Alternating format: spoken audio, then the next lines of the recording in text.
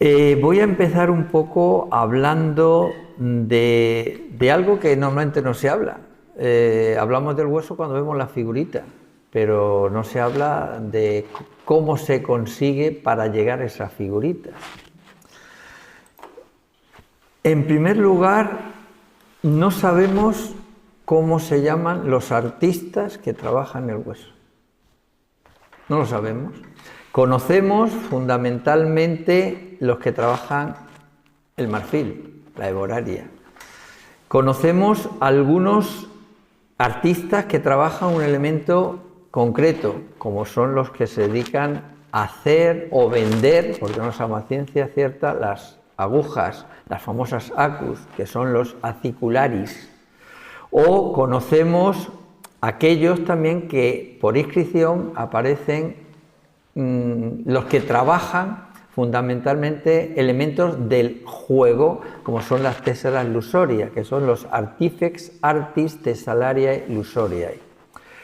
Pero a partir de ahí es que no solamente se hacen agujas y se hacen fichas de juego, es que se hacen muchísimos más objetos. Aquí voy a poner solamente una pequeña muestra de la cantidad de objetos que se hacen y desde cuándo se hacen. Si buscamos o escarbamos entre las fuentes clásicas, solo vemos pues ciertas noticias que hablan sobre todo del mundus mulieribus, es decir, de aquellos objetos de hueso o de marfil, no vamos a hablar de los de bronce, ni de oro o de plata, que se refieren al mundo de las mujeres. Plinio, por ejemplo, hace mención a las ruecas que utilizan las mujeres, o Juvenal, que habla fundamentalmente de las agujas que utilizan para tintes o para usar para los ungüentos, o Marcial o Ovidio, que hacen siempre elementos a lo que son las agujas. Es decir, estamos hablando de unas cosas muy concretas, pero es que hay muchas más. O San Isidoro, que recrimina, ya estamos en una etapa cristiana, y recrimina el abuso de las mujeres con los peinados, la utilización de esos objetos de valor, etc. Pero para llegar ahí, lo primero que tenemos que ver es qué material se usa. Los animales que utilizan para hacer piezas de hueso son bóvidos fundamentalmente, y digo bóvidos porque es el elemento del que más se alimentan, más que de cerdos o de ovejas, aunque se alimentan bastante, pero el bóvido tiene unas características, los huesos, muy importantes, que es el grosor, el espesor óseo, lo cual permite realizar más materiales. Pero también se utilizan ovicápridos, équidos en menor medida, siempre animales mayores, los suidos, es decir, los cerdos, que por aquí hay bastantes, y los cervus, los ciervos, que hay muchos también. Entre ellos, dentro de los cervus, hay también lo que son los muflones, que en esta zona, supongo en Sierra Morena, igual que pasa en Regina, el análisis que hicimos de los animales, había muchísimos en esa época. Hoy día ya no quedan, pero aparecen muchos y muchos de los objetos se utilizan ahí. Bien, en segundo lugar, la materia prima. Dentro de esa materia prima, le digo que son el hueso, el haste y el marfil. ¿De dónde se saca el hueso? Normalmente de las carnicerías y de los mataderos. Ahí te lo cierran, ahí te lo preparan. En cuanto son animales salvajes, pues desmogue o de la caza. Y el marfil aquí no tenemos, nunca hemos tenido, y se importa o bien de Asia o bien de África. El único taller que hay concretamente de marfil se encuentra, bueno, ahí ha aparecido uno nuevo, pero el más antiguo conocido es el de Valencina, que está aquí al lado de Sevilla, pero por supuesto no es romano, es de época anterior. El proceso que se utiliza, pues normalmente la limpieza se hace siempre en lugares del exterior, debido sobre todo al mal olor. ¿Cómo se limpia? Pues hay dos formas muy sencillas, o bien con cal viva, o bien los cuecen. En Mérida, concretamente, en el taller de la Casa del Mitreo, aparece una zona donde se ven huecos donde posiblemente se hiciese para cocerlo. La cal viva quizás sea lo mejor. Una vez que se ha hecho el proceso ya pasaríamos a la selección. He querido, porque voy a tratar los objetos que yo conozco de Cástulo, ver qué es lo que hay aquí hasta el momento. Del mundo textil hay punzones, sacus, ruecas y el famoso telar de rejillas que hablaré a continuación. Del adorno personal, pues tenemos sacus crinalis, hay colgantes y las famosas figurillas ginecomorfas. Seguro que hay más cosas, pero no tengo conocimientos de ellas. Del vestido son los broches, de juego hay dados, fichas, peones, peones muy interesantes además, que ya los pondré en contacto. En cuanto a mobiliario, he visto poco, pero hay algunos remates de mueble. Y del mundo militar es una cosa que me ha llamado la atención, algo que podría ser, no lo garantizo, que son los listones terminales de arco. Es muy interesante porque los listones terminales normalmente donde se están encontrando es en el norte de España, por aquí no se conocen. Y luego las famosas herramientas, pues los mangos de cuchillo, de sierra, etc. Para que veamos, os pongo simplemente aquí una zona de lo que sería el acopio de material óseo. Esto aparece en una excavación y como vemos aquí ahí aparecen, bueno, pues de fémures, aparecen elementos también de tibias, aparecen metacarpos y bueno, pues están cortados, si los veis, no sé, es que no puedo ampliarlo más, pero se verían que están cortados. Miren, aquí por ejemplo como se ven que estos huesos no son tirados, son huesos cortados. Entonces, una vez que en este sitio se han cogido los huesos, se han limpiado y se han cortado, ya empezamos a llevarlos al taller. Todo este proceso se produce fuera de la ciudad o en barrios muy alejados de las zonas urbanas. ¿Por qué? Fundamentalmente por el mal olor, que es putrefacto lo que hay. Una vez que se ha limpiado, se ha cortado, ya pasaríamos a lo que es el taller. Y aquí he puesto simplemente qué son las partes que se utilizan concretamente, bueno, sobre todo metacarpos y metatarsos es lo que más se utiliza, las tibias, los fémures, las escápulas, los radios y los cúbitos. Aquí tenemos una imagen de qué piezas se sacan de la asta. Vemos, por ejemplo, las famosas fusayolas, que se utilizan tanto para telar como en un momento determinado se utilizan también en las ruecas, en los usos, perdón, y luego cómo el hueso se van quitando, parcelando, incluso para hacer un peine. Darse cuenta la cantidad del proceso de corte que lleva. Aquí tengo una escápula, por ejemplo, para hacer fichas. Es decir, estos son los procesos que los hemos encontrado en taller. Aquí traigo, según Prevot, las diversas partes de los huesos, lo que se corta, lo que se utiliza y lo que se desecha. Pues de lo que se echa de los bóvidos, de los cúbitos, del fémur, es decir, qué elementos utilizamos que nos son útiles para hacer un objeto. En primer lugar, el primer proceso de elaboración, como he dicho, son los cortes. Se desechan las epífisis y nos quedamos con la diáfisis, que es realmente lo que es útil. Como vemos, he traído dos elementos, como por ejemplo este cúbito, pues han utilizado una parte porque la densidad ósea no es buena y sin embargo, pues de este metacarpo lo han utilizado un corte muchísimo mayor por la densidad ósea, la han aprovechado hasta el máximo. Una vez que está cortado, empezamos al siguiente paso. El siguiente paso ya es lo que vamos a trabajar. Primero, ¿qué vamos a hacer? ¿Piezas rectas o curvas? Y el hueso, aunque parezca mentira, también se dobla. ¿Cómo lo hacen? Pues o bien disolviéndolo en vinagre, durante un tiempo lo van arqueando para hacer pulseras, por ejemplo, o bien en leche agria, que también ayuda a que se pueda manipular. En la segunda fase, por tanto, ya tenemos los cortes de lo que queremos hacer.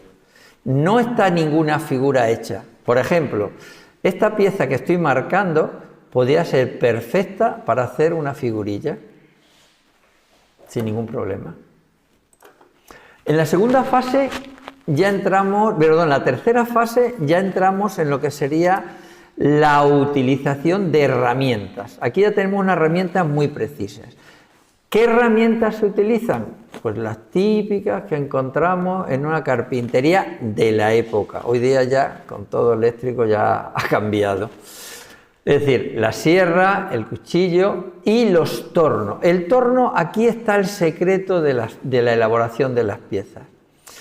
Aquí os he traído, por ejemplo, un torno con el arco, que es lo que sirve para utilizar, darle presión. ¿Y cómo se puede utilizar? Pues desde un mango hasta una aguja, hasta un cubilete o hasta una ficha. Pero claro, esto requiere ya una destreza, no cualquiera puede hacer todo el trabajo. He traído un torno precisamente con una ruedecilla para hacer el hueco de una aguja. Claro, todo parece muy sencillo, pero lo primero que se utiliza en esta tercera fase es hacer el agujerito de la aguja y luego hacemos la aguja. He traído, por ejemplo, una pieza ya preparada. Estas son romanas, de un taller, es decir, no hay ninguna copia de nada. Por ejemplo, ven la pieza ya tallada, ahora quedaría para hacer el agujero de la 1, 2 o lo que sea, porque puede ser con barrenilla, en fin, y ahora hablaremos un poquito de ello. Aquí tenemos otra pieza donde lo primero que han hecho ha sido el orificio y la pieza no está hecha, ni se parece a una aguja. Pues bueno, se les ha roto y la han desechado. Otras veces la utilizan estas piezas desechadas para hacer otros elementos. Mira, por ejemplo, aquí tenemos una escultura que se ha hecho la mano simplemente y bueno, todo el resto se le ha fastidiado. Talleres que hay en España. Tengo recogido 38 talleres y podría decir casi con plena seguridad que aquí en Cástulo hay otros. Es decir, ya sería el 39. Hay muchos y miren dónde están situados. ¿Qué indica esto? ¿Que el centro no hay talleres, no vive gente? No, simplemente que no está estudiado. Piensen que concretamente el material óseo es un material que no pasa con la cerámica, que se puede utilizar un molde. Aquí se hace a mano, no hay piezas iguales. Entonces, tampoco es un material para comerciar.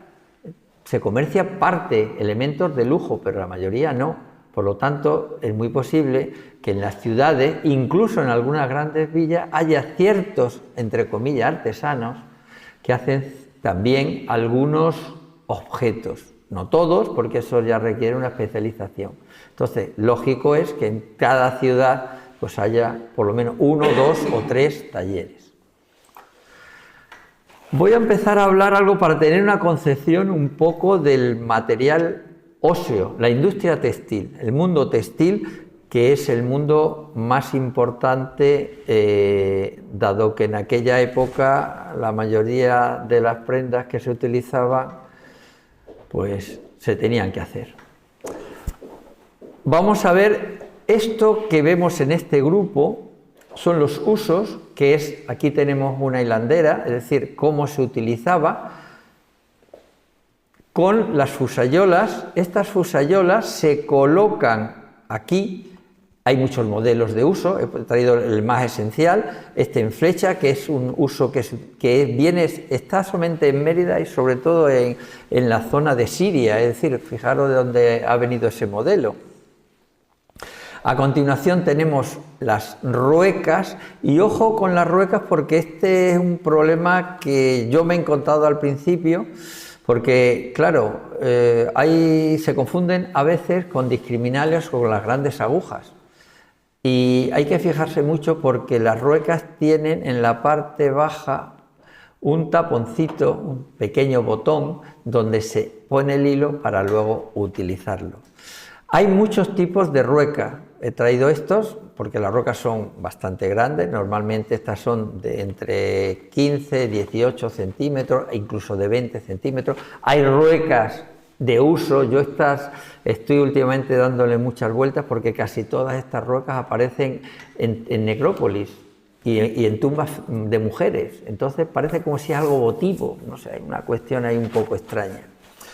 Y luego tenemos los famosos carretes, que también se consideran como ruecas, son muy finos y yo considero que son para hilado. Da la casualidad que aquí en Cástulo hay uno, este es un carrete. Claro, si lo vemos sería esta parte, esta es la parte, tiene un agujero arriba y otro abajo para ir empalmando y hacerlo más grande, lo que ustedes quieran. Y luego ruecas, hay ruecas como esta de dedo, que durante mucho tiempo se les conocía como auscultatorio, sin embargo no tiene que ver nada, es una rueca de dedo. Ahí podría traer cantidad de ejemplos que hay en inscripciones y en necrópolis y tal, y de los cuales en Cástulo tenéis también una, que no sé si es de la misma pieza o no, pero si no es de la misma, pues serían dos. Y lo que son las láminas de tejedor. Traigo láminas de tejedor porque muchas veces algunas piezas las han considerado como láminas de tejedor y no tienen que ver absolutamente nada. Y las lanzaderas tampoco. Bueno, los punzones, del cual también hay aquí en Cástulo, bastantes, y las agujas. He tenido un modelo de agujas porque el problema de las agujas es complicado. Yo no quiero extenderme mucho esto porque quiero centrar en otro lado, pero si se fijan en las agujas, tienen un tamaño bastante grueso. Esto no es para coser ropa. Siempre se había considerado que era para coser. No, esto no puede ser para coser ropa. Pero sí tienen otros posibles usos dentro del mundo textil, que son para cuestión de sacos, para cuestión de cueros, una vez que está el agujero con el punzón, para elaboración de redes. Y además también en los talares, en ciertos telares se podían utilizar como lanzaderas, sobre todo aquellos, yo he traído simplemente las que tienen un orificio, pero hay algunas con tres, que se le pueden poner 3 hilos, con lo cual estamos haciendo algún elemento de colorido, de tejido colorido. Y hay otra cosa que a mí me llamó mucho la atención, en Barcelona sobre todo, hablando con unos peluqueros, y era que estas agujas se podían utilizar y debían utilizarse para el peinado. Esos grandes tupés que vemos en el siglo, ya en la época Flavia, en la época Trajanea, que son gigantes, claro, para sostener toda esa cantidad de peluca y pelo, una vez es natural y otro, había que coserla. Y una vez que se cose, ya el peluquero puede trabajar. Entonces estas agujas podían tener, y es muy fácil que tuvieran esta misión. Bueno, como también se le da otra función, yo no la veo, que es la que dice Viró, que es para colocar como si fueran fíbulas en la ropa. No la veo por una razón, que es lo primero que he dicho, son demasiado gruesas. Es algo que no tiene sentido, pero bueno. Aquí en Cástulo, como vemos, pues tenemos varias, se puede hablar horas y horas de las agujas porque tienen muchas cosas para decirse, pero creo para tener una idea general del mundo sobra. Y pasamos dentro del mundo textil a un elemento que son los telares de rejilla. Este es un elemento muy importante y es muy importante porque los más abundantes son de bronce. De hueso aparecen en Pompeya, hay muy poquitos en el mundo y en la península ibérica solamente hay 2. Bueno, 3, porque apareció en Mérida hace poco otro.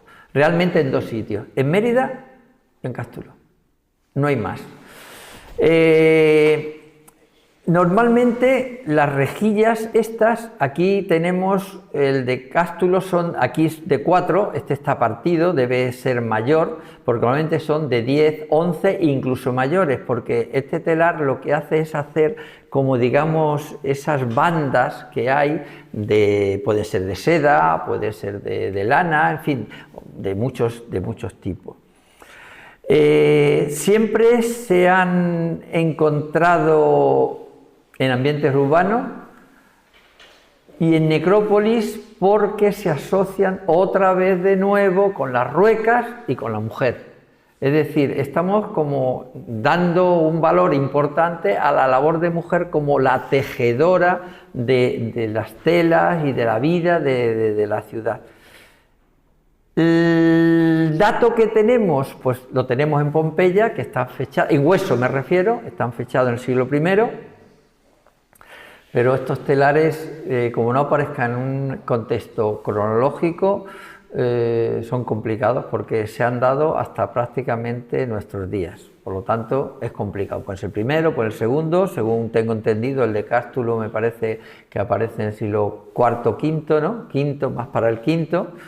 Pero bueno, podría ser de otra cosa. Y aquí les he puesto un esquema de cómo funciona el telar, donde se pasa esto y en la urdimbre cómo queda el tejido una vez hecho por aquí. Son bandas que luego se van uniendo, depende del tamaño. Bien, pasamos a algo muy interesante que sería la vida cotidiana, lo que es el adorno personal, porque es algo que, como he dicho, en el mundo de la mujer el peinado y el aseo es esencial. Utilizan, yo creo que hasta nuestros días se sigue igual, pues las cremas, los perfumes, los ungüentos, en fin, todo aquello que sirva para embellecer. Una cosa que puede llamar la atención es que hoy día las mujeres llevan el pelo suelto, largo. En aquella época era un signo de indecencia. Solo las mujeres de mal vivir eran las que lo llevaban, era un signo casi de distinción. Es decir, es un poco para que veamos esos cambios de la sociedad. Bien, normalmente en el peinado pues lo lavan, lo cortan, etcétera, y hay unas personas que se dedican a esto, que son la ornatriz y la subornatriz, es decir, la ayudante, sería la peluquera y la ayudante de la peluquera, que normalmente la subornatriz tiene una función de lo que se llama una esteticien, es decir, gente que se dedica no solamente al peinado, que es la ornatriz, sino que se dedica a más funciones, darle cremas, ungüentos, pintarle las cejas, pintarle lo que son las pestañas, darle sombra a los ojos, en fin, todo lo relacionado con la mujer en cuanto al vestimenta y a presencia. Por ejemplo, Ovidio habla de una ornatriz, concretamente de Ciparis, dice: tan entendida y dar 1000 formas a una cabellera que merecía dirigir el tocador de las diosas, es decir, lo máximo, es decir, sería una de las mejores según Ovidio, un experto, como sabemos, precisamente en estos temas. Dentro de las agujas, pues vamos a ver, lo traigo siempre porque me parece divertido. Bueno, Juvenal habla de las agujas, pues las más alargadas, que son unas que terminan a cucharilla fundamentalmente, para pintarse fundamental los párpados y con el hollín darse en las cejas, en las pestañas, hacerlas más negras, pues todo eso lo hacían. Apuleyo habla de las sacus crinalis, pero para la sujeción, y no puedo hablar de esto porque me daría mucho tiempo, pero cuando se hacen los peinados, yo concretamente en Mérida excavé en una necrópolis y encontré un moño, vamos, no, el moño, entiéndanme ustedes, no queda moño ninguno, pero aparecía toda la forma con las agujas colocadas, todas, es decir, cómo se había montado para sostener ese moño. Bien, pero las agujas las utilizan también de forma, digamos, de defensa. Y Silvio Itálico dice: da un doble uso a las agujas, para el peinado y como arma defensiva. Por ejemplo, Fulvia, la mujer de Marco Antonio, cuando había sido ejecutado Cicerón, le clavó en la lengua un alfiler que llevaba en el cabello. Ovidio dice: muchas veces las peinaba ante mis ojos y nunca, quitándose la aguja, pinchó con ella los brazos de quien la peinaba. ¿Qué significa eso? Que lo normal era que cuando estaban peinando, si no le gustaba a la señora, le clavaban la aguja. Así de claro. U otro, concretamente, que habla de, me parece que era Marcial, que habla de otra señora que se había enfadado y le clavó la aguja en el ojo a un contrincante. Así, pero bueno, así un poquito vemos la cantidad de agujas. He traído precisamente de 2 tumbas. Esta, la que saqué, que eran las agujas que tenía, y como ven, no son cada una de su padre y de su madre, sino todas tienen concretamente un modelo concreto. U otras que tenemos aquí de otra tumba, también más, depende del volumen, el tamaño que tuviese el moño, pues iban este tipo que son las de abanico. Y tenemos otras modelos, he traído un poquito modelos de lo que hay. Por ejemplo, esta última que tienen aquí, pues sería una aguja tipo fusiforme, cortita. Estas son para moños normalmente y se pueden utilizar como también para escribir un estilo. Tiene para la parte trasera de abajo, trasera, para limpiar, y la parte de la punta para escribir. He traído un montón, simplemente para que vean, porque hay tal variedad de agujas que, bueno, un catálogo impresionante. Bueno, tenemos incluso agujas largas que se utilizan con cabezal distinto. Es decir, tengo el vástago, pero le voy cambiando el remate. Le pongo este tipo pera así, o le pongo pues tipo piña, o le pongo otros. Hay muchos, hay muchos. Y hay unas que siempre me llaman mucho la atención, porque estas agujas, el vástago es recto. Y claro, si es recto, se caen. Entonces son agujas solo y exclusive para lucir la parte posterior. Estas son para sujetar, pero estas son para lucir, nada más. En el moño se le pone arriba, las otras van más mezcladas, pero esta se le pone y se ven. Dentro de las agujas hay un mundo y son las llamadas decoradas. He puesto estas de manos porque hay una variedad de manos impresionantes. Casi todas tienen una simbología, es decir, estamos hablando del más allá, estamos hablando del mundo de los infiernos, del inframundo, también incluso algunas con una finalidad apotropaica. Y bueno, pues aquí tenemos, en Cástulo, aquí he traído una y aquí tienen más o menos como era. Tiene 3 dedos levantados y 2 bajados. Esta, que puede ser esta misma, que llevaba una bola, el orbe. O esta, que es prácticamente igual a esta, o es una variante parecida a esta, que llevan una piña. Suelen llevar una piña, no quiere decir que la lleven en este caso. Y para seguir dentro de las agujas de adorno personal, pues tenemos las de Cástulo, concretamente estas son las figuradas femeninas. Por el tipo de peinado, pues se deben catalogar entre el primero y el segundo, aunque el modelo dura hasta el siglo IV.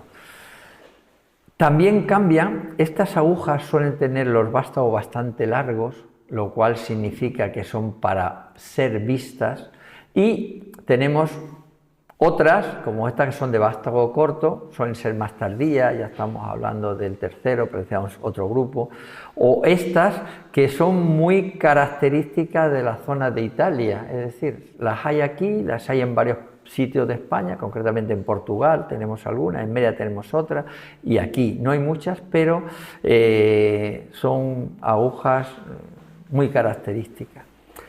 ¿Qué representan a estas agujas? Pues ni más ni menos, quieren representar el modelo de peinado de las mujeres de Roma, empezando por la mujer del emperador y la familia imperial. Entonces, estos peinados son peinados que imitan, no quiere decir que vayan a ser realistas, sino intentan imitación. Vemos como en todos ellos, bueno, aquí tenemos con moño, aquí sin embargo, pues no hay moño, es simplemente un peinado alto. He traído 2 pinturas, concretamente de la necrópolis del Fayum.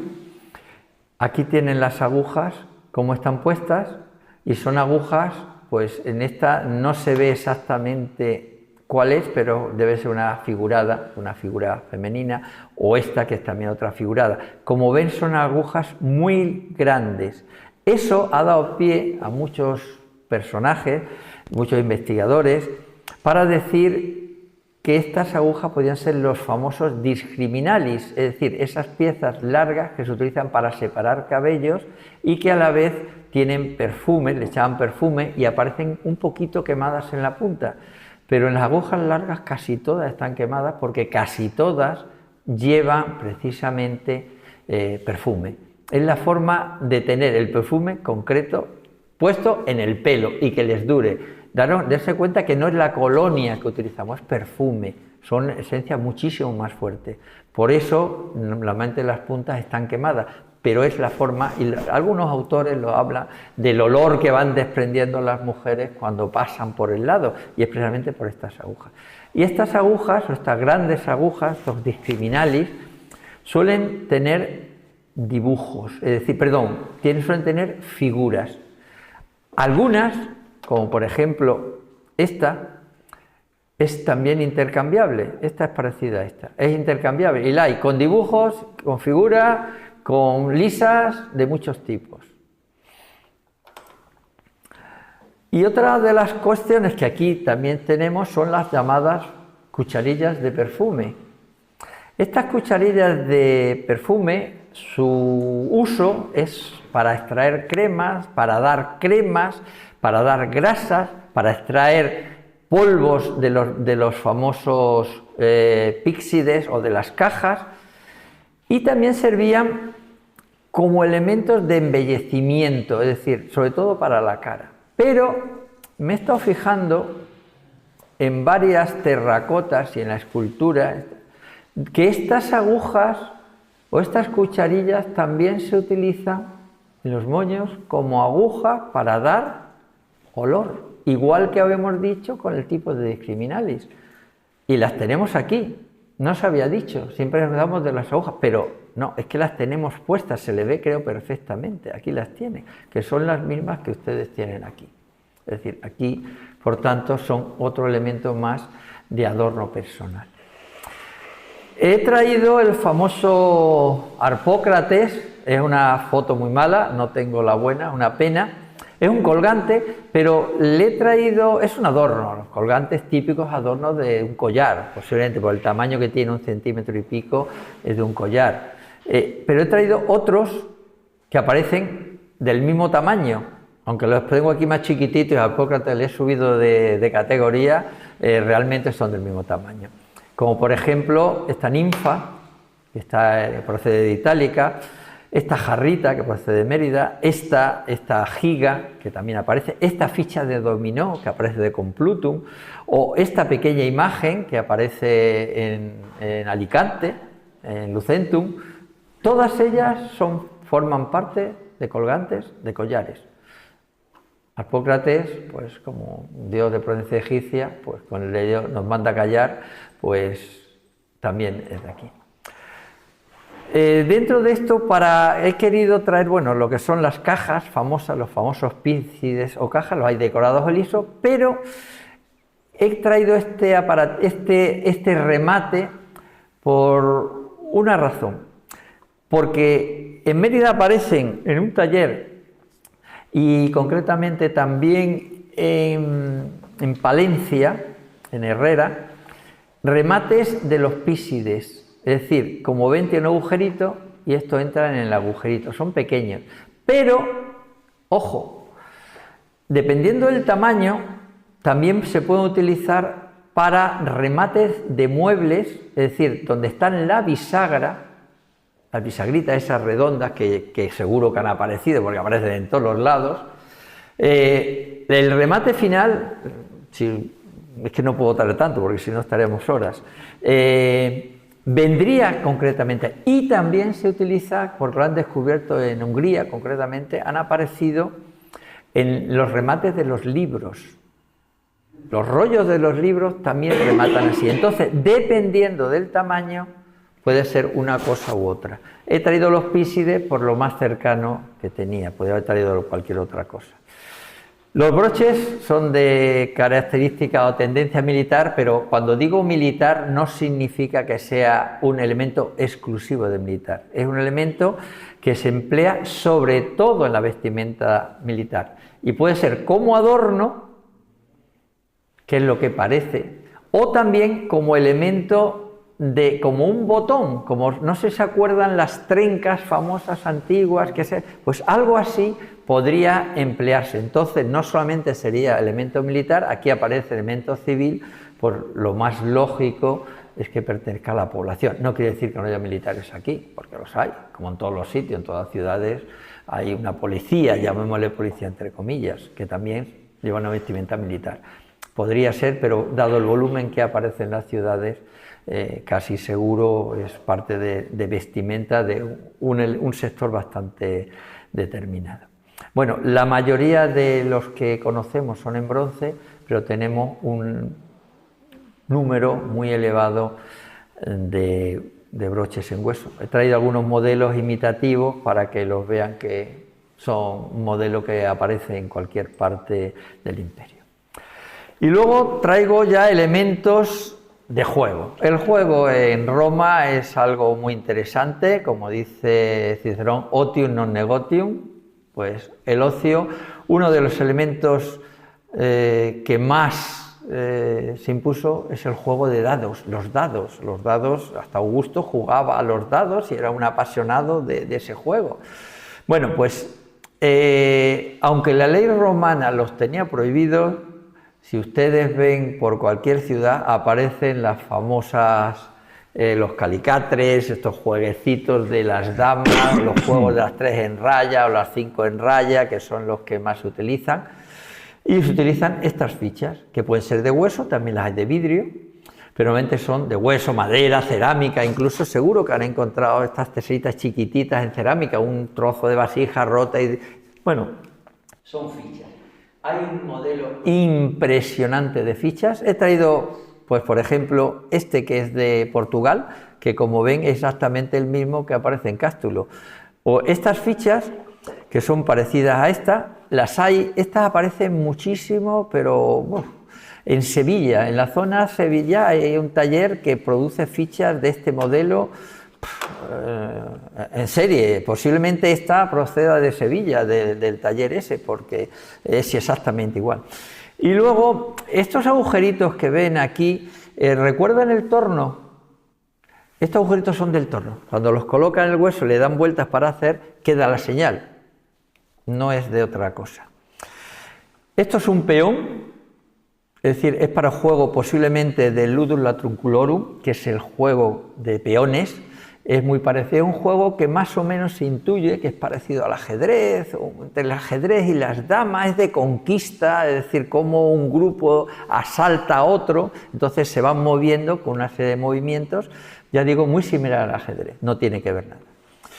Bueno, pues aquí tienen un peón y otro peón, pero muy escasos. Este tipo de peones grandes, que están huecos por dentro, aparecen... Concretamente, este aparece en Mérida, este es de Mérida, y hay otro que aparece en Complutum, 3, nada más, pero son grandecitos, son un tamaño así, pero que son muy escasos, es decir, estamos hablando ya de alguien que conoce muy bien el juego y que hace piezas muy concretitas. Bueno, los dados. Los dados, es lo más popular, ¿qué vamos a decir? Los dados, aquí traigo una representación de la cupona de Salvius en Pompeya, jugando 2 individuos en los dados, pues en un bar. Los dados los tiraban con la mano o bien en el cubilete. Pero a mí cuando empecé a trabajar este tema me llamó mucho la atención la variedad de dados que hay. Todos pensamos en el típico dado que tenemos aquí de Cástulo, pero es que tenemos un dado hexagonal, hasta de doceado, tenemos dados rectangulares, cuadrangulares. Imagínense este dado. A ver cómo narices juegan con esto. Yo no sé cómo lo juegan. Con lo cual, tendríamos que decir que estamos hablando de elementos de adivinación. Y he dejado para el final estos dos por lo que la gente piensa siempre, los dados trucados, ¿verdad? ¿Qué de dados trucados? No. Los dados, dependiendo de la pieza de la que lo hacen, si lo hacen de un hueso que no tenga mucha masa ósea, y normalmente los huesos no tienen mucha masa ósea, por eso son tan chiquititos, este es el canal óseo, por lo tanto lo tapan. Están totalmente tapados. No quiere decir que alguno tuviese pues plomo o algo así para que salga ciertas caras, pero la verdad es que es simplemente una forma de ejecución del dado. Una cosa que es muy interesante y por donde se les coge a casi todos los dados trucados que hay, es que todas las caras opuestas de un dado tienen que sumar 7. Por ejemplo, este de aquí, de Cástulo, que tiene un 5, la parte opuesta suya es 2. Este que tiene 6, la parte opuesta es 1. Y es así. Todo aquel que no coincide, estamos hablando o una falsificación moderna o antigua. Pero no estamos hablando de un dado legal. Bien, he traído algo que me parece entrañable y más de lo que vamos a hablar a continuación, que son las famosas muñecas articuladas. Los romanos, como todo, juegan, las niñas tienen que jugar con las muñecas. Y hacen dos tipos de muñecas. Las que son de forma naturalista, que parecen pues las Barbie nuestras hoy día, no hay tampoco. Son articuladas, se mueven brazos, se mueven las piernas. Y lo más interesante de estas muñecas es que se les visten. Se tienen vestidos, y en aquella época tenían varios vestidos, como es que no tienen que ver nada con lo de diferencia con las que hay hoy día. Las niñas juegan, les quitan los vestiditos, les ponen otros, inclusive joyas. Por ahí que han aparecido en algunas tumbas italianas, aparecen pues con las joyas incluido. La ropa se le ha ido, pero las joyas sí, con lo cual indica que está. Y luego hay otras, bueno, estas muñecas, perdón, no he dicho los tamaños, son grandes, las hay pues, de este tamaño, incluso hasta de 30 centímetros, es decir, son bastante grandes. Y las pequeñitas, todo va en función. Y luego tenemos otro tipo de, digamos, de muñequitas, como más pobretonas, por así decirlo, que son estas que tienen aquí. Son semiesquemáticas, tienen brazos y piernas, pero rígidas. Es decir, tendrían un palito, que es la mano, otro palito para las piernas. Y se han sacado. Y también se visten. Además, concretamente en una de ellas he llegado a ver restos de pintura. Es decir, no podemos ver el hueso así. Están pintadas. Es decir, serían mucho más bonitas de lo que vemos. Bueno, nos pasa hoy día también la arquitectura, ¿no? Cuando vemos la arquitectura así del mármol y tal, o una escultura, pues la mayoría estaban pintadas. No es nada nuevo. Bien, en cuanto a los momentos decorativos, he traído algunos elementos de muebles que hay.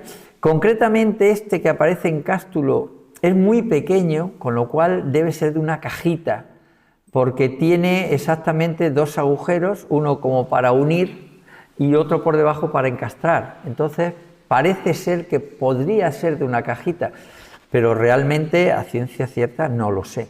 No lo sé porque no he encontrado ninguno. A nivel del hueso que yo he revisado, en la península no hay, en Francia, en Italia, que también lo que he visto tampoco, y no he visto en ninguna publicación, ningún museo, una pieza como esta, pero por las características me recuerda a un remate de un mueble. Y ahora llega la figura que nadie sabe. Bueno, estos que he traído a mano izquierda mía, que ven ustedes ahí, son concretamente listones terminales de un arco. Estos que ven aquí son de Mérida, del templo, aparecen en el Mitreo emeritense. Por lo tanto, creo que es más claro el famoso arco de Mitra, que es un arco doble. Este arco que ustedes ven aquí, estos serían los remates, estos que ven. Van por parejas, por la parte interna es vasta, porque van pegados. Piense que este arco, en la ejecución de este arco, se tarda en la construcción 1 año. Es decir, no es un elemento cualquiera. Tiene una potencia de disparo de entre 100 y 150 metros.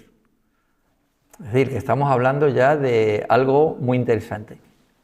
Pero para darle esa elasticidad al arco, lo que se le pone son estos remates.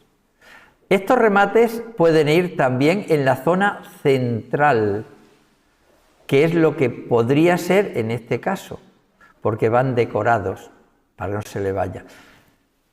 No lo he visto, no lo he tenido en mi mano, entonces no puedo decir, pero me recuerda mucho a lo que sería un listón terminal de arco. Hay pocos, muy pocos, y mira, estos por ejemplo son de León, estos son de Mérida, este sería el siguiente que sea de Cástulo, serían los 3 únicos que hay en el sur de la península. Los otros están en campamentos militares, como por ejemplo en el de Herrera o en el de León, pero que son mucho más pequeños y no tienen esta categoría, por así decirlo. En fin, yo eso ya lo dejo para los entendidos de aquí, del museo, que lo entenderán mejor. Bueno, las herramientas, aquí tenemos los famosos cuchillos, mangos de cuchillo, que son normales, una navaja. Las navajas, estas navajas, no debemos pensar en la navaja que lleva el individuo en el bolsillo.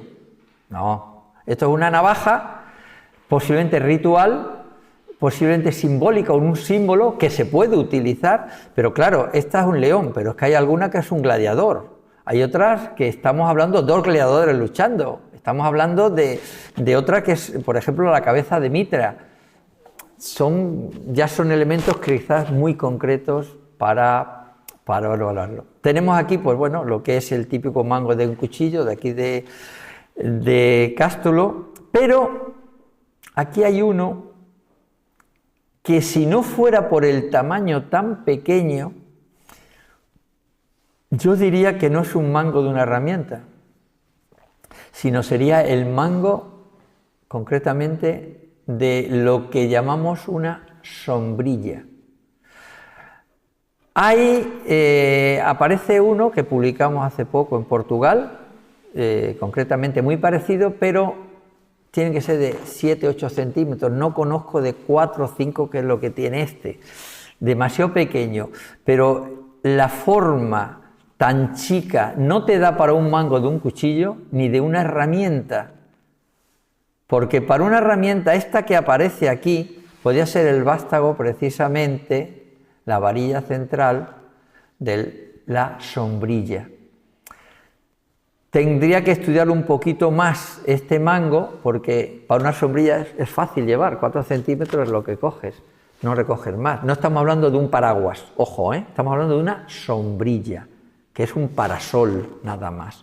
Entonces, este remate aquí también, que es donde apoyan fundamentalmente los ejes. Podría traer bastante información sobre ello, porque las tengo recogidas de las sombrillas, y a mí me recuerda, sinceramente, es lo que más me lleva a plantear que sea una sombrilla, y es de los pocos sitios. En la península tenemos 3, no hay más, pero bueno, hay que estar. Y ahora entramos ya en las famosas figurillas, y no quiero extenderme mucho, que yo creo que ya les estoy aburriendo demasiado. De las famosas figurillas que, utilizando el lenguaje que me facilitó precisamente, les llamo, en vez de figurillas como las llamamos antes, con forma, simplemente le hemos cambiado a llamarle figurillas ginecomorfas, que creo que es la palabra más adecuada. ¿Por qué? Porque todas las figurillas que hemos encontrado de estas características son mujeres. No tenemos hombres. Entonces, creo que la palabra, pues, ginecomorfas, en vez de antropomorfas, pues será lo más adecuado. Y ya digo, le doy las gracias a Marcelo por haberme facilitado este nombre que no está recogido en ningún lado y que yo le otorgo precisamente la autoría a él, no a mí. Yo soy el que me ha aprovechado de este nombre. Bien, he puesto las características porque a la hora de estudiarlas hay que tener en cuenta. Estas son las famosas figurillas que caractericé en su momento como un vástago general sobre una peana, en la que en algunas de ellas se establece una línea central que equivale a las piernas, la zona púbica, el ombligo, algunas llevan unos pechos marcados, otras no, en este caso, lo que sería la zona de los hombros separada siempre por 2 o por 3 o por una línea, y a partir de ahí unas aspas incisas, y estas aspas incisas podían indicarnos que es, o bien los brazos estarían así, como algunos elementos que vemos en esculturas de Oriente, o bien simplemente el ropaje. Pueden ser cualquiera de los dos. A continuación, el cuello y una cabeza cuadrangular, plana, donde se establecen los ojos, la nariz y la boca, y una corona, que en principio, una diadema, que sería el pelo, o iría en el pelo. Esta imagen tiene un agujero, un orificio que lo atraviesa, que suponemos, porque no tiene otra finalidad, es pasar un cordón para ir colgada. No hay otra forma. Esta sería el modelo base, por así decirlo. Y aquí les tengo un mapa de por dónde se encuentran lo que serían estas figurillas ginecomorfas. La mayor concentración, que lo vamos a ver, se van a dar, y lo vemos a continuación, sería en la zona de la Lusitania y aquí, en Cástulo. Lo vamos a ver a continuación. En el libro lo que he hecho, concretamente, hago una clasificación de las figurillas. La más antigua sería esta, que con el pubis posiblemente tenga peana. Otra vez tenemos lo que sean los brazos, el cuello y una cabeza, pues digamos, simplemente indicada, donde cual parece intuirse lo que serían aquí los ojos, que no se ven, la nariz, la boca y el peinado. Un peinado alto, y quédense con lo de alto. A continuación tendríamos el grupo 2, que este grupo es una evolución de se da en Alcalá de Henares, y volvemos también a quedarse con esto porque nos vamos a tener que dar con bastantes cosas. En primer lugar, volvemos a tener la peana, la zona pie, bien marcado las caderas, el pubis en V, volvemos a tener lo que serían los hombros, no están marcados, la cabeza tenemos ojos, la cabeza es más rectangular, medio plana, ojos, barbilla y el peinado. Por la parte trasera tienen rebaje que le marca los glúteos y algo de pelo. El grupo 3, que sería el grupo emeritense, se caracteriza, como por lo que hemos dicho anteriormente, siempre ya no es una V, es un triángulo. La parte correspondiente a los brazos es pequeña, muy pequeña, tienen cuello marcado y cabeza, una cabeza medio plana, pero a mucha gente decía, oh, tienen barba, son hombres. No, esto no son barbas, esto es la delimitación de la cara. En algunos no lo hace, en otros sí. Así de claro, no tiene más. Este grupo lusitano Evoluciona también en la parte portuguesa, que son los famosos grupos de Santa Victoria de Meixal, al lado de Estremoz, por si lo conoce alguien. Vemos el mismo, ven, exactamente igual, todo es lo mismo, prácticamente le han puesto aquí como una parte de decoración que puede ser de vestimenta, los pechos, brazos, también traspasan, como todos, y miren lo que tienen aquí, que no tienen los otros. Un collar. Todas las de esta zona tienen collar, doble, les puedo decir, todas las que hay en esa zona tienen collar.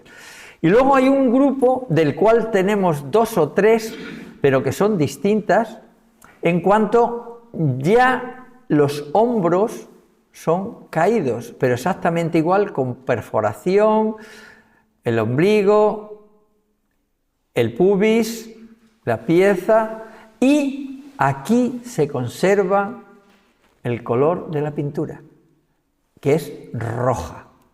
Es decir, estaban pintados en rojo, muy significativo. Y el último grupo que acabo de incorporar, y le doy las gracias a Marcelo y a la gente del museo, porque realmente no los conocía y entonces, pues bueno, me he permitido el lujo ahora de traerlas. Este grupo es un grupo nuevo con unas características distintas. Para empezar, ahí no se va, el pubis es en V exactamente igual que de Alcalá de Henares. El ombligo, pues bueno, no puedo decir nada porque es lo mismo. Pero cuando subimos a la parte superior, vamos a ver que los hombros ya son mucho más anchos, no son tan estrechos, salvo este de aquí. Y lo más característico de todo es que tienen una cabeza de forma naturalista, con lo cual estamos hablando de un grupo totalmente nuevo. Es decir, ya tendríamos, por lo tanto, 4 grupos distintos. 2, el tercero de Mérida, Portugal y Mérida, y el cuarto de aquí. El de Cástulo, como ven, si no encontramos la cabeza, pues claro, decimos, pues esto es un poco raro, un poco están hechos, lo han hecho aquí, los han traído, porque sí, son distintos en cuanto a los hombros, pero bueno, el que lo trajo de allí, parece ser que vino de la zona de Mérida, lo trajo, pero no se apañó. El siguiente que lo hizo estaba un poco equivocado y lo intentó hacer. No, aquí ya cuando vemos las cabezas estamos hablando de algo distinto. Primero, la cabeza es naturalista y tiene un peinado alto, y termina también en una diadema o en una corona que lo tienen encima del cabello. Y también es característico, porque acabo de verlos ahora mismo, es que por detrás, cosa que los de Mérida, salvo alguno muy escaso, está representado el pelo también, de una manera con aspa o bien con líneas sinuosas, y luego la cara. Entonces, claro, viéndolo así, y diríamos, ¿qué pasa con esto? Pues pasa esto. Estos son acus crinalis de Ampurias figuradas, y miren la cara que llevan. Recuerdan a algo.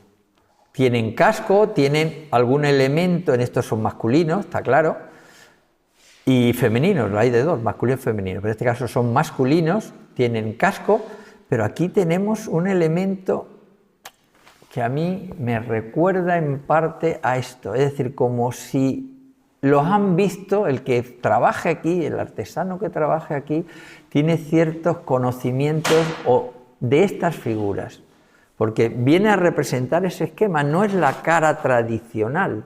Entonces, bien. Bueno, pues estas figuras, por tanto, tienen identidad propia y son distintas, como vemos, a las otras. Y por último, ya para ir terminando, pues unos dibujos de cómo podría ser esto. Estos son los ídolos emeritenses y debían ir colgados así, como ven, en el cuello. Son elementos que da la impresión que no es para que se vean, sino para como un distintivo de quién. Y ahí llegamos al problema. Bueno, los primeros que han investigado, que es Maluquer, Balil, Ramón Mélida, José Ramón Mélida, pues cada uno le dio una opinión. Para uno dijeron, esto es una muñeca, tiene agujeritos, pues como las muñecas de por ahí. Para otro dice, no, estos son ídolos porque Maluquer, por ejemplo, me recuerdan a los ídolos orientales de la Edad del Bronce. Lo único que ha quedado, parece ser, por las conexiones, es que están relacionados o vinculados con la fertilidad, es decir, con lo que es la diosa madre, la tierra, en fin. Pero, claro, ahora llega el siguiente punto. Es que se dan en el siglo IV y V. Y ya las religiones que tenemos no son las paganas. Aunque hay elementos paganos todavía que reviven ahí, pero está en una época cristiana. ¿Recuerdan estas imágenes en esta época cristiana? No lo sabemos exactamente. ¿Qué conocemos de ellas? Pues que aparecen, concretamente en Mérida, aparecen donde más han aparecido es en una vivienda que las han vinculado con una especie de santuario de la fertilidad a la diosa madre, pero que no hay pruebas que lo puedan justificar plenamente. Pero ¿con qué lo vinculamos? ¿Con qué actividad se puede vincular? Realmente no tenemos nada y es un problema que hay que plantearse. ¿Por qué yo concretamente me lo planteo? Es decir, si estas figurillas aparecen en el ámbito urbano, aparecen dentro del mundo de la ciudad y no aparecen en el mundo de las necrópolis, que sería lo normal, pues estamos hablando de un elemento religioso. En Mérida solamente aparecen en 2 tumbas. Pues la verdad es que llama mucho la atención, porque si cogemos el mundo cristiano, claro, el elemento distintivo nuestro va con nosotros a la tumba, pero aquí no. Dejo la interrogante. Considero que sí, que por la forma, por las características, debe estar relacionado con lo que sería el culto a la fecundidad, a la diosa madre, y posiblemente pues lo llevasen mujeres colgado directamente, pero es algo que, si estamos en la época del cristianismo, a lo mejor puede estar vinculado con algún sector y no es algo que se deba exponer, sino que se deba colgado como un distintivo de que pertenece a esa facción o a ese grupo que desarrolla pues unos cultos o algo que es muy concreto, pero son muy significativas. En fin, termino con esto, con donde, según parece, una de las zonas donde aparecieron precisamente estas figurillas ginecomorfas. Muchas gracias.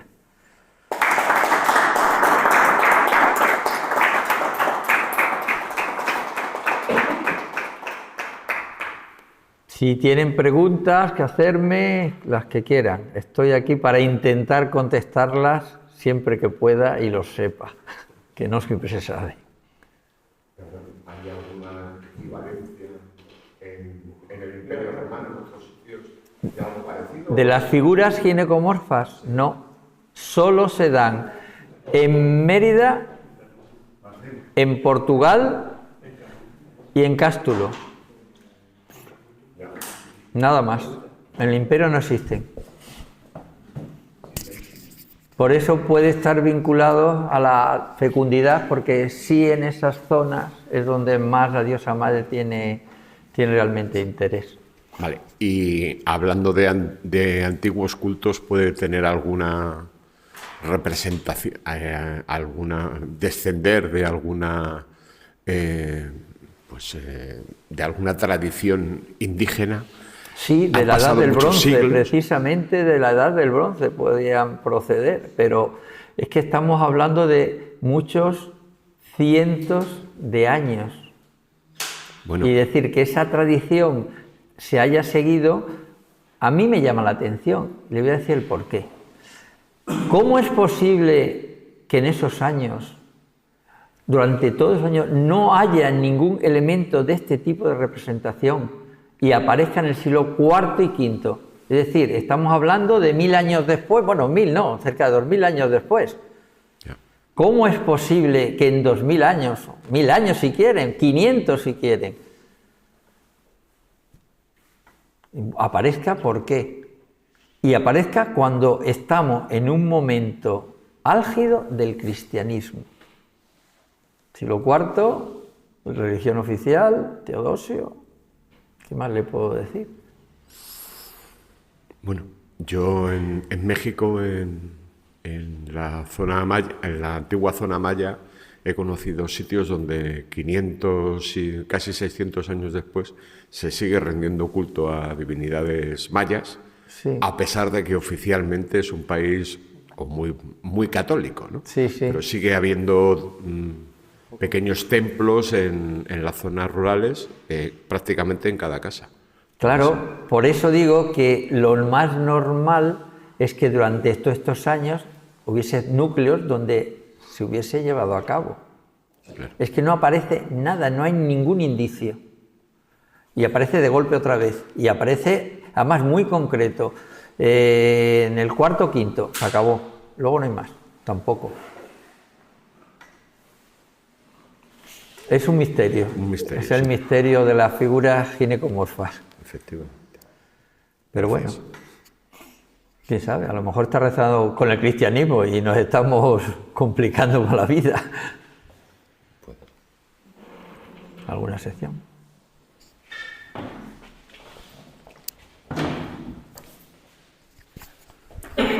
Bien, agradecer que nos haya atendido y haya estado con nosotros esta tarde. Y como esto lo tenemos que seguir pensando, pues vamos a recurrir otra vez a Germán para que nos vaya orientando cuando tengamos que presentar esta colección de Cásturo. De manera que vamos a entenderlo como un punto y seguido, la intervención de hoy. Vamos a ver el camino que tenemos por delante. Algún sentido hay que encontrarle a esta figurita. Bueno, hola. Quería primero felicitarte por la presentación. Me ha parecido interesantísimo todo y sobre todo el final ya nos has dejado a todos en ascuas, ¿no? ¿Qué pudiera ser, no? La hipótesis que planteas de que tenga que ver con algún ritual cristiano es muy tentadora, ¿no? Pero me pregunto, en la zona más oriental, donde primero se implanta el cristianismo, se desarrolla, ¿hay algo parecido a esto para sostener esa hipótesis que planteas? Es que sé que en esta época concreta, en el VI, hay divergencia en la propia Iglesia, por ejemplo, Epimenio. Entonces, yo no sé, porque no es mi mundo realmente, si pudiera ser alguna facción que tiene ese distintivo.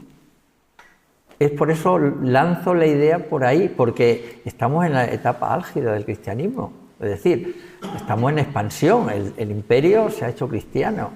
Entonces, a mí me llama la atención que estas figuritas, si no estén relacionadas con otro culto ancestral, que se le ha encendido la bombilla a uno y han empezado de nuevo a tomarlo. Pero son muchas, es que son muchas figuritas. En Mérida hay más de 180. Es decir, que estamos hablando de muchas figuritas. Entonces, una población, dése cuenta que lo que nos ha llegado no es lo que había en esa época, sino es una pequeña parte. Y no sabemos lo que queda. Entonces, yo trabajo, la idea que va arruntado siempre es la relacionada con la fecundidad y con la diosa madre, una representación de la tierra, la germinación, que sería la mujer. Pero por otro lado, pues me choca precisamente el hecho de que no aparezcan en necrópolis. Me choca muchísimo. Entonces da la impresión como que es algo distintivo de un grupo concreto. Entonces, en una etapa del cristianismo digo, ¿y si, es un planteamiento muy hipotético y sin ninguna base, por el momento, ninguna base? ¿Y si es alguna facción dentro del cristianismo que se vincula con esto más, por ejemplo, con la Virgen o algo así? Algo así, claro, llama mucho la atención que está desnuda y la Virgen en esa época desnudo llama mucho la atención. Como si fuera un distintivo, ¿no? Sí, como un distintivo. Sí, algo así es como un distintivo. Y si pudiera ser un tipo de ídolo, aparte de distintivo, relacionado con los ancestros, con la madre, la abuela, que lo Podría llevan ahí, ser. que os ha ocurrido siempre, ¿no? En las sociedades. A esto lo heredas del abuelo y lo llevas ahí, aunque sea un grupo muy restringido, como planteas, ¿no? Y en sitios tan concretos. Sí, podría ser. Ahora mismo cabe cualquier posibilidad y todas las posibilidades que se planteen son buenas para ir estudiándolas, ir descartando unas u otras. Pues enhorabuena, ¿eh? Para seguir investigando. Muchas gracias. ¿Alguna pregunta más? Bueno, pues surgirán más preguntas y volveremos a recurrir a Germán. Gracias.